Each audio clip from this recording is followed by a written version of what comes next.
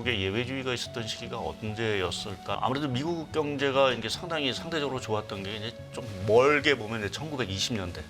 저희가 가까운 시기에서 볼 수 있는 거는 이제 90년대. 근데 사실 이제 90년대를 조금 제가 이제 강조드리는 게 여러 가지 좀 공통점이 좀 있습니다. 지금도 미국이 경기 침체는 아닌 상황에서 금리가 물가보다는 너무 높은 수준에 있기 때문에 금리를 내려주면서 성장에 대한 어떤 흐름을 사실은 좀 도와준다라는 측면에서 보게 되면 이게 90년대 말씀드린 대로 유사점이 있고요. 또 90년대 특징 중에 하나가 보면은 그때 이제 일본의 버블 붕괴인데 지금은 중국의 어떤 조금 버블 붕괴 거기에 달러 강세라는 부분도 어느 정도는 또 일맥상통해서 그러한 어떤 여러 가지 공통점을 좀 보게 되면 미국의 어떤 장기 호황 또 이러한 좀 기술 혁신과 관련된 새로운 어떤 흐름 자체가 좀 상당 기간 좀 지속이 될 수 있는 어떤 이러한 토대 자체는 마련되고 있는 것들이 아닌가.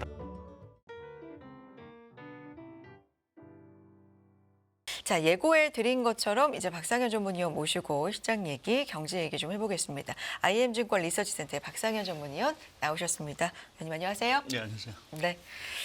10월도 어느새 이렇게 갔나요?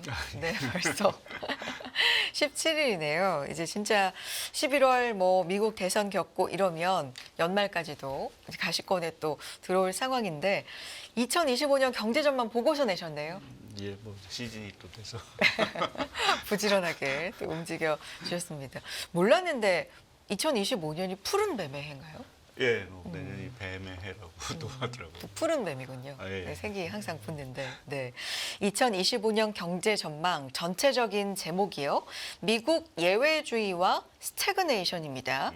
일단 이게 골자네요. 미국 예외주의는 예, 뭐 지속이 계속된다. 된다라는 부분이고요. 스태그네이션. 네. 예외주의라는 의미 자체는 미국이 나홀로 좋다라는 게 그 의미인 부분들이고 또 다른 말로 조금 해석을 해보면 승자 독식 게임이 계속된다라는 어떤 의미로 사실은 좀 해석을 할 수 있는 것 같습니다. 그래서 뭐 지금 미국 경기에 대해서 뭐 노랜딩이니 뭐 연착륙이니 뭐 이러한 얘기가 사실 좀 많이 나오고 있는 상황들인데요. 그만큼 미국 경기에 대한 어떤 흐름 자체가 상당히 조금 양호하다라는 이제 평이고 그러한 것들이 내년에 성장률 자체가 조금 이제 뭐 당연히 둔화가 되긴 하겠지만 뭐 성장률 둔화가 문제가 아니라 전체적으로 미국 경기의 어떤 이러한 성장에 대한 주도권, 뭐 모멘텀, 뭐 이런 것들이 내년에도 계속 지속이 될 수 있다라는 부분에서 예외주의란 미국 경제의 예외주의라는 부분을 좀 강조드렸고 이제 뒷부분의 스태그네이션이라는 부분 자체는 어떤 침체가 온다라는 어떤 의미가 아니라 미국을 제외한 국가들의 경제 자체는 사실상 저성장 국면에서 그냥 정체할 거다라는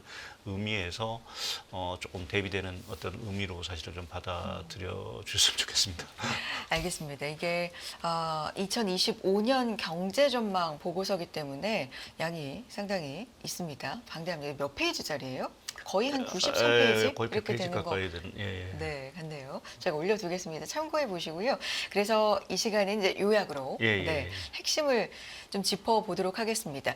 미국 예외주의 조금 뒤에 얘기하도록 하고 전체적으로 2025년 글로벌 경제 특징은 그럼 어떻게 짚으셨습니까?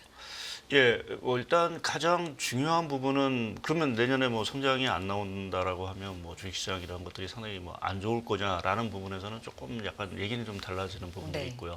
그러니까 말씀드린 대로 뭐 어떤 성장의 정체인 부분들이지 침체라는 부분들은 아니다라는 부분을 조금 이제 말씀을 좀 드리겠고 또 하나는 이제 아무래도 내년에 중요한 부분은 내년 상반기까지 이제 금리 인하 사이클 자체가 상당히 좀 지속이 될 수 있다라는 것이 내년 이제 경기의 가장 큰 특징이 아닌가.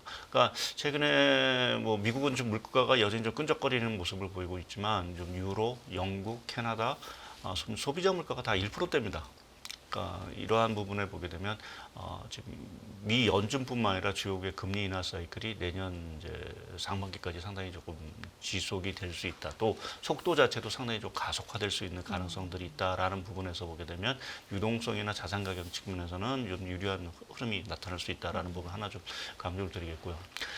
두 번째 부분은 이제 금리 인하를 말씀을 드리긴 하지만 사실은 이제 과거처럼 그럼 우리가 뭐 1%대 금리, 제로 금리 뭐 이것을 생각하는 거는 분명히 거리가 있다라는 부분. 그러니까 물가가 앞으로 뭐 떨어진다 해도 다시 또 반등할 수도 있고 이제 그렇게 보면 이제 미 연준의 기준금리 기준으로 보게 되면 3% 이하대로 사실은 저희가 금리가 내려가기는 사실은 어렵다. 그러니까 우리가 뭐 가끔가다 저도 와서 말씀드리지만 중금리 시대가 결국은 이제 본격화된다라는 부분.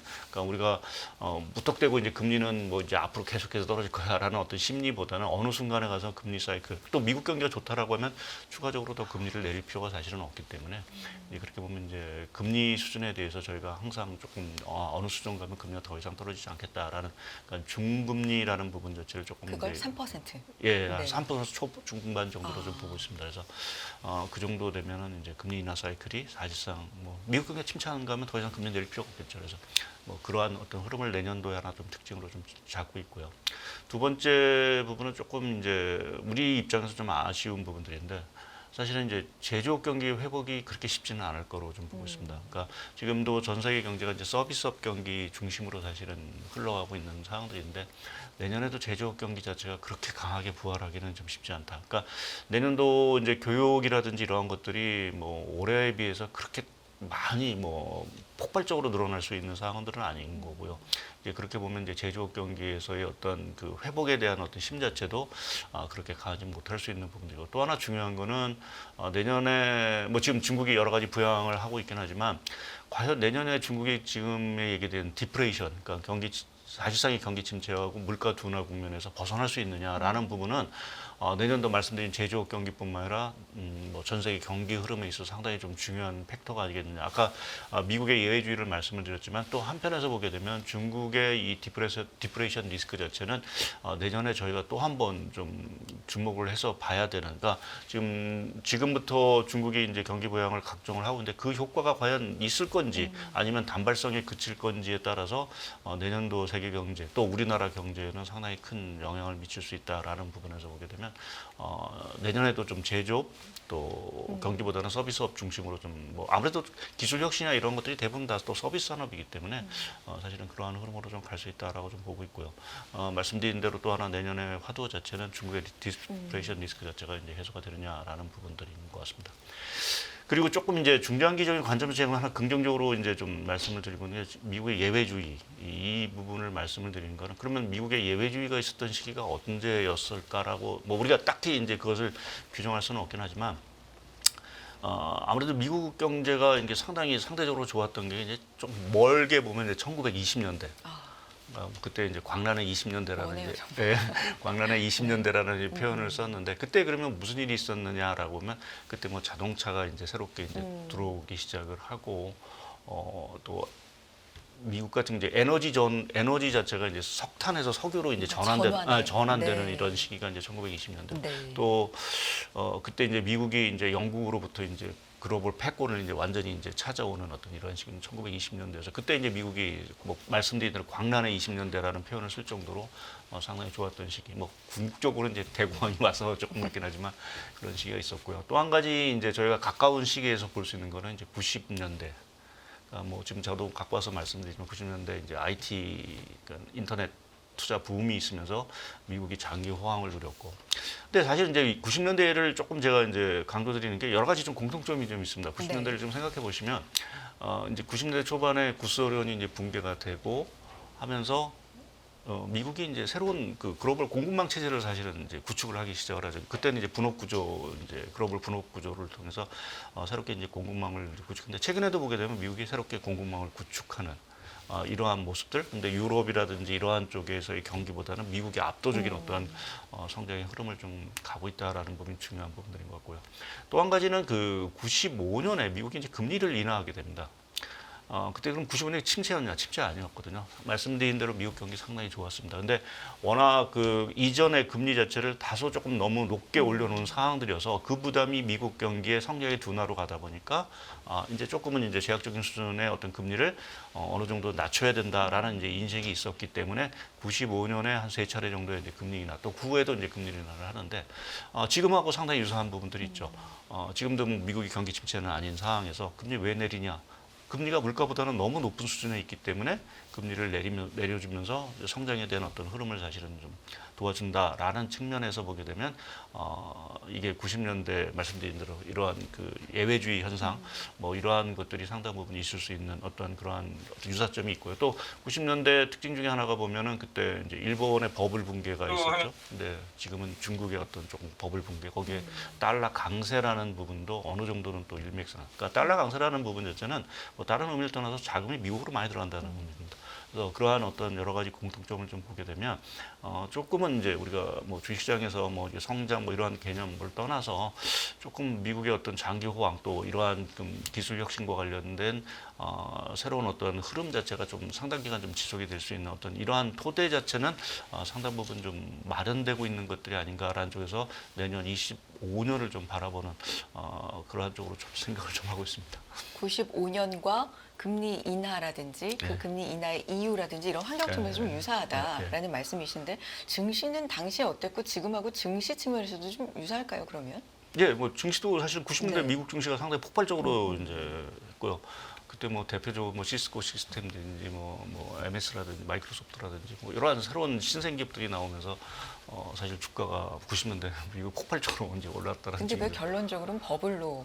예, 이제 90년대 이제 2000년대 버블로 네. 이제 뭐 종집을 찍은 네. 좀 안타까움이 있고 또 하나 이제 리스크 자체는 사실 미국이 그렇게 좋다라는 거는 나머지 국가에 대해서는 리스크가 상당히 커진다라는 의미하고 사실은 같습니다. 아시겠지만 97년, 98년에 아시아 외환 위기가 터졌고요.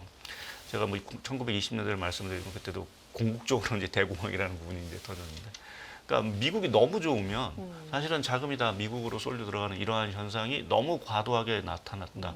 그것은 다른 쪽에서의 어떤 그 흔들림이 있을 수도 있다라는 부분에서는 조금 저희가 이제 경계해야 되는 부분들인데, 근데 뭐 당장 지금 뭐 가시권에 들어오는 부분의 어떤 리스크 자체는 그렇게 지금 2025년에는 없으니까 뭐 그 부분에 대해서는 조금 계속 경계를 하는데, 아마 이제 좀 말씀드린 대로 중국이 과연 뭐 생각해 보면 좀 가장 중요한 어떤 그 리스크 위기의 어떤 중심에 있는데, 과연 이제 중국이 그것을 잘 극복할지라는 부분은 이제 중국 정책 당국의 여러 가지 역량이라든지 이제 정책 수단에 달린 부분들이어서 그 부분은 조금 계속 내년을 좀 봐야 되는 부분들인데, 여하튼 뭐 그러한 어떤 리스크 여부를 떠나서 좀 미국이 이렇게 성장을 하고 하는 것들이 기업의 이익이라든지 뭐 주가에도 당연히 이제 좀 긍정적인 영향을 좀 미칠 거로 좀 보고 있습니다. 제가 하나 조금 관련해서 조금 하나 차트를 좀 설명을 좀 드리겠는데요. 그러니까 미국이 얼마만큼 좋으냐라는 부분을 저희가 뭐 단적으로 이렇게 뭐 좀 쉽게 볼 수 있는 게 뭔가라고 생각할 때 이 명목 GDP를 갖고 한번 좀 생각을 좀 해봤습니다. 이 차트 오른쪽에 보시게 되면 2019년 그러니까 팬데믹이 터지기 직전과 2023년에 미국 GDP, 명목 GDP 규모를 비교해 보면 미국이 얼마 정도 늘어났냐면 그 기간 동안 한 27%가 늘어났습니다. 근데 중국이 얼마 늘어났냐면 중국은 뭐 아무래도 좀 사이즈가 작기 때문에 성장률도 높고 하지만 23%밖에 안 늘어났습니다. 그러니까 GDP 규모가 중국보다 미국이 더 많이 늘어났다는 거죠. 그러니까 우리는 항상 보면은 뭐 얘기할 때 중국이 이제 GDP가 미국을 넘었을 거다라는 어떤 얘기를 하지만 실제 최근에 한 몇 년 동안의 흐름 보게 되면 오히려 미국의 GDP가 중국의 GDP를 넘어섰다라는 부분, 규모 자체가 넘어섰다라는 부분이 상당히 중요한 거고요. 이제 관건 우리나라인데 우리나라는 동기간 동안 한 4%도 채 늘어나지 못했습니다. 그러니까 이것이 최근에 주식시장이라든지 이러한 부분에도 사실은 적지 않아 어떻게 보면 반영이 되고 있는 것들이 아닌가 좀 생각을 하고 있는 거죠. 미국이 이렇게 4년 동안 뭐 한 30%까지 늘어난 동안 우리는 거기에 한 10분의 1밖에 GDP 규모가 늘어나지 못했다라는 부분 자체는 글쎄요, 이걸 뭐 어떻게 말해 좀 말씀드린 대로 미국의 예외주의 현상으로 사실은 저희가 조금 단적으로 좀 받아들일 수 있는 부분들이고, 또 지금 주식시장을 말씀드렸지만 이렇게 GDP 규모가 크다는 얘기 자체는 미국의 이익 기업들의 이익 사이클 자체가 상당히 좀 강하다라는 부분으로도 해석을 좀 할 수 있는 부분들인 것 같습니다. 그런데 미국의 이 경제를 뒷받침하는 여러 가지 요인들, 뭐 긍정적인 것도 있습니다만 부채가 너무 는다, 이런 것은 항상 좀 불안 요인으로 있지 않을까요? 근데 이거는 그냥 이젠 젖혀두고 생각하는 건가요? 예, 뭐 부채라는 네. 부분 자체가 기본적으로 이 금리라는 쪽으로 이제 부담이 좀 되겠죠. 미국이 뭐 디폴트를 가지는 않을 테니까요. 그래서 과연 이제 그 금리 부담이라는 부분을 특히 이제 정부 쪽에서 사이드 쪽에서 이 금리 부담을 과연 어떻게 이제 이겨낼 거냐. 앞으로 이제 이자 부담이라든지 이런 것들이 뭐 기하급수적으로 늘어날 테니까요. 그러니까 그러한 측면에서 보게 되면 이제 연준도 이제 금리라는 부분을 상당히 잘 관리를 해야겠죠. 그러니까 금리가 상당히 이제 튀거나 이게 올라가지 않게 상당히 좀 하향 안정화될 수 있는 그런 어떤 정책적인 툴 뭐 이러한 것들을 사용하면서 결국 뭐 2%를 계속 강조할 수밖에 없는 게 그래야 이제 미국의 국채 금리라든지 이런 것들도 상당히 네. 안정이 될 수 있는 부분들이라서 결국 이제 향후에 계속해서 이제 금융시장의 관건은 아까 이제 제가 뭐그 중금리라는 부분을 네. 말씀드렸지만 물가 자체가 상당 부분 안정을 유지하느냐라는 부분도 상당 부분 그러한 측면에서도 사실 좀 중요할 수밖에 없는 부분들인 것 같고요. 뭐 지금 전 세계 뭐 미국의 부채 문제는 사실 좀 미국만의 문제는 아니고 사실은 저희가 팬데믹이라든지 이러한 각종 위기를 거치면서 모든 나라가 사실은 지금 부채 뭐 더미에 사실은 올라앉아 있다라고 좀 봐야 될 것 같고요. 이제 그 부분은 과연 이제 누가 먼저 터지느냐라는 부분인데 사실은 뭐 미국이 먼저 터질지는 조금은 뭐 기축통화라는 그러한 어떤 최대의 장점을 사실은 좀 갖고 있어서 쉽게 미국의 어떤 부채 문제가 단기적으로 뭐 터지지는 않을 거로 좀 생각을 좀 하고 있습니다. 근데 이제 미 대선을 두고 이제 누가 되느냐 어떤 여부에서 사실 트럼프 대통령이 당선이 되는 걸 우려하는 뭐 하나의 그 이유 중에 하나가 너무 이제 재정 수지 적자 규모 자체가 앞으로 더 커질 거다. 그것이 미국 경기의 어떤 부채 부담으로 사실은 이어질 수 있다라는 것이 이제 뭐 시장에서 우려하는 어떤 대목 중에 하나인데, 근데 그것도 사실은 뭐 그렇다고 해서 내년에 사실 미국의 부채 문제가 당시 현실화되고 할 수 있는 부분은 조금은 좀 중장기적인 어떤 리스크이기 때문에 당장 우리가 좀 미국의 부채 문제에 대해서 뭐 이것을 시장을 불안시킬 정도의 어떤 리스크를 좀 보기는 좀 어려운 것 같습니다. 이 대선 얘기를 해주셨으니까 이제 네. 정말 몇 주 안 남았습니다. 네. 한 달도 안 남은 뭐 한 2, 3주 남은 3주 정도 남은 이 상황에서 이민 정책이라든지 관세라든지 누가 되느냐에 따라서 좀 경제에 민감한 부분들이 또 있어서 차이점이 좀 있을까요? 미국 경제에 미치는 예외주의라고 하셨는데 이게 누가 되느냐에 따라서 좀 변수가 될까요? 예, 약간의 변수는 분명히 있는데 기본적으로는 그 뭐 트럼프 대통령 전 대통령이 되든 해리스 부통령이 되든 간에 미국의 예외주의, 미국의 우선주의 현상은 뭐 즐기는 공통적인 부분들인데 그 강도라든지 뭐 결국 이제 정책적인 미시적인 어떤 정책 툴 자체가 조금은 다를 수 있다. 특히 이제 그러니까 특히 이제 좀 트럼프 대통령이 아무래도 조금 이제 강경 노선을 사실은 좀 보이고 있어서 그것이 미국 경제가 문제가 아니라 이제 우리나라의 뭐 방위비라든지 이런 것들을 어마어마하게 증액하겠다라고 이미 뭐 공표를 하고 있는 듯한 모습이어서 머신이라고 예. 굉장히 불안하다고 아예 콕 집어 이렇게 얘기를 하니까요. 네. 그리고 뭐 최근에 들어보면 이제 멕시코 페소화가 사실은 최근에 되게 상당히 약세 흐름을 좀 보이고 있습니다. 그러니까 이러한 현상들 자체가 이제 트럼프 대통령의 당선을 사실 우려하는 어떤 우려감인데 당선이 되고 나면 당연히 미국을 제외한 쪽에서는 시장이라든지 이러한 것들이 변동성 자체가 상당히 좀 커질 수는 분명히 있을 것 같습니다. 뭐 실제 뭐 취임하자마자 관세를 인상하겠다라고 이미 뭐 얘기를 하고 있는데 이게 뭐 하면 상당히 부담스럽죠. 뭐 교육이라든지 뭐 이런 것들, 미국도 이제 수입 물가라든지 이런 것들이 당연히 올라갈 수 있는 부분들이어서 이제 좀 이러한 부분이 부담이지만 또 한편에서 보게 되면 사실은 이제 트럼프 대통령이 그 관세라는 것을 가지고 항상 이제 뭔가 협상에 대한 카드로 사실은 좀 사용을 했다. 그러니까 우리가 뭐 1, 2차 중국 무역 협정에서 보듯이 뭔가 트럼프 대통령은 여하튼 뭐 하긴 하지만 사실은 그 카드를 가지고 또 다른 어떤 협상을 사실은 하는 어떤 비즈니스적인 어떤 마인드도 좀 있어서 사실은 요 관세 인상이라는 부분을 우려는 되긴 하지만 그거를 가지고 또 다른 어떤 협상의 카드로 사실은 이렇게 발전할 건지라는 부분은 좀 저희가 좀 지켜봐야 되는 부분들이고요. 이민과 관련돼서 물론 이제 그 양 후보 다 이제 뭐 불법 이민이라든지 뭐 이러한 것들을 결국은 이제 규제하겠다라고 하지만 사실은 이민 정책 자체가 미국이 기본적으로 크게 변하지는 않을 거로 저는 좀 보고 있고요. 제가 하나 좀 재밌는 그 차트일 수도 있는데 하나 좀 보여드리면 아까 미국의 예외주의라는 부분을 얘기를 드릴 때 사실은 이 이민과 관련된 부분도 상당히 좀 중요하다고 보는 게 요 그 그림 12번의 그 오른쪽 차트를 보게 되면 이게 주요국의 그 평균 연령입니다. 평균 연령을 보시게 되면 미국이 가장 젊습니다. 38.5세. 중국보다도 그러네요. 네. 그러니까 이것이 왜 가능한 거냐라는 부분 자체는 사실은 이민 정책이죠.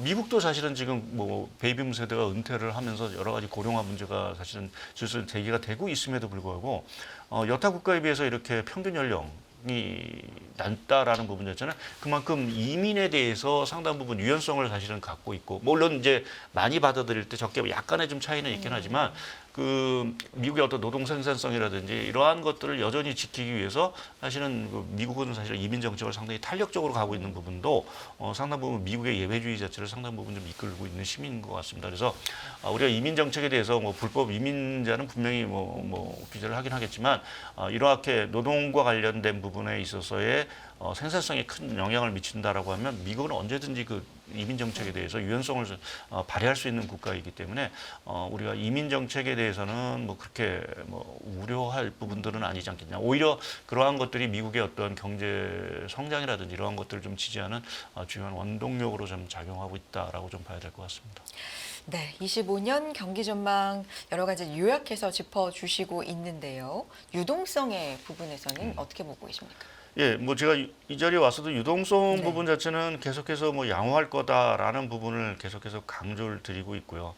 뭐 앞서도 말씀드렸듯이 지금 주요국의 물가가 뭐 미국은 물가가 끈적거리고 있는 모습이긴 하지만 지금 유로, 영국, 뭐 캐나다, 뭐 오늘 이제 22도 이제 금리를 인하할 거고요. 다음 주에 캐나다도 이제 금리를 인하할 텐데 이렇게 물가 자체가 워낙 이렇게 좀 빠른 속도로 둔화되다 보니까 이제 뭐 빅컷을 할 가능성도 있고 빅컷이 아니더라도 상당히 이제 계속해서 금리를 인하할 수 있는 가능성이라는 부분 자체는 당연히 뭐 유동성 흐름에는 당연히 긍정적인 영향을 좀 미칠 거로 좀 보고 있고요.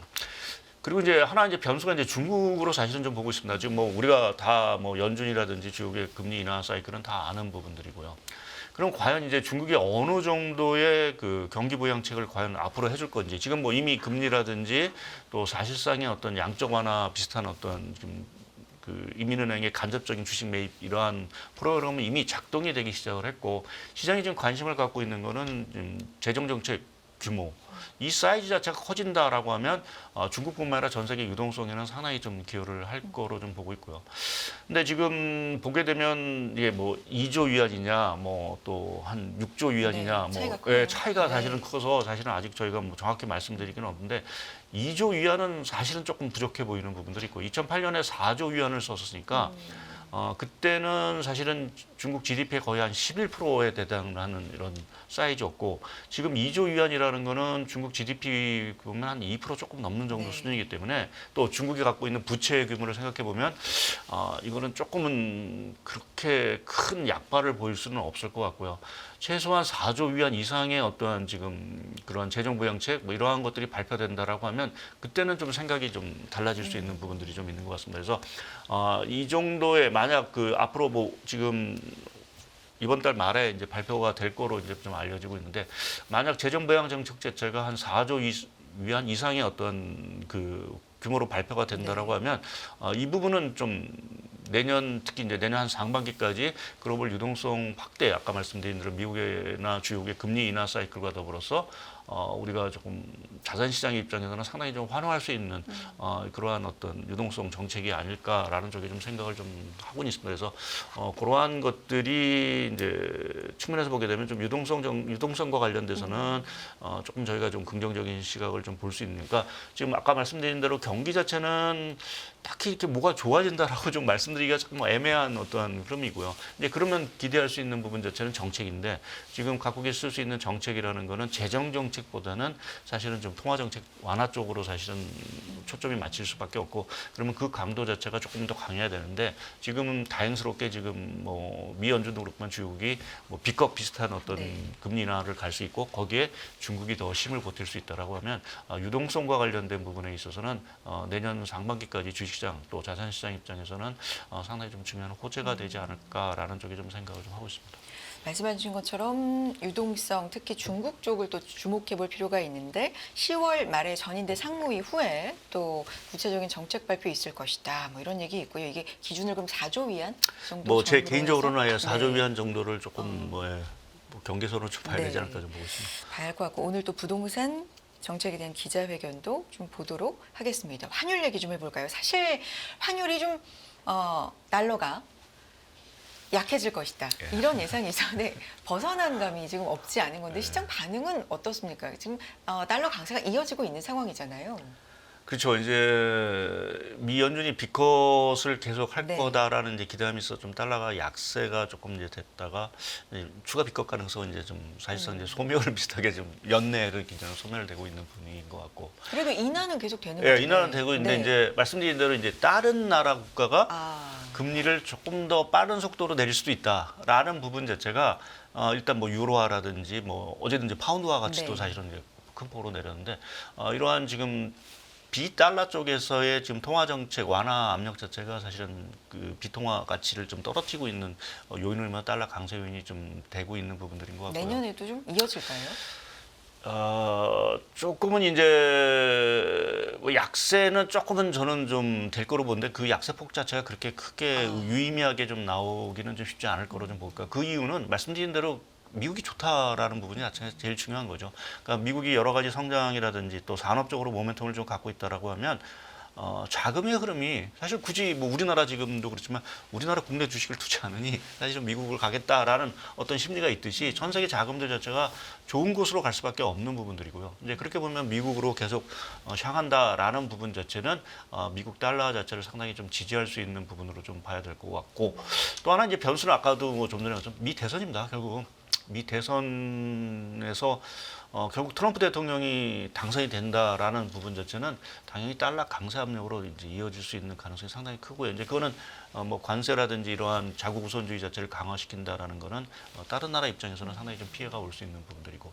근데 거기서 하나 조금은 이제 저희가 이제 뭐 당장에 이제 달러 강세 뭐 이러한 심리가 강해지겠지만 이제 트럼프 정책에서 이제 포커스를 맞추는 것들이 이제 아마 각국이 이제 미국과 이제 교역 관계 중에서 무역 수지 흑자를 많이 갖고 가는 국가에 대해서는 뭔가 제재가 올 수도 있습니다. 그 제재라는 표현보다는 뭔가 계속해서 이제 시비를 거는 부분들이 있겠죠.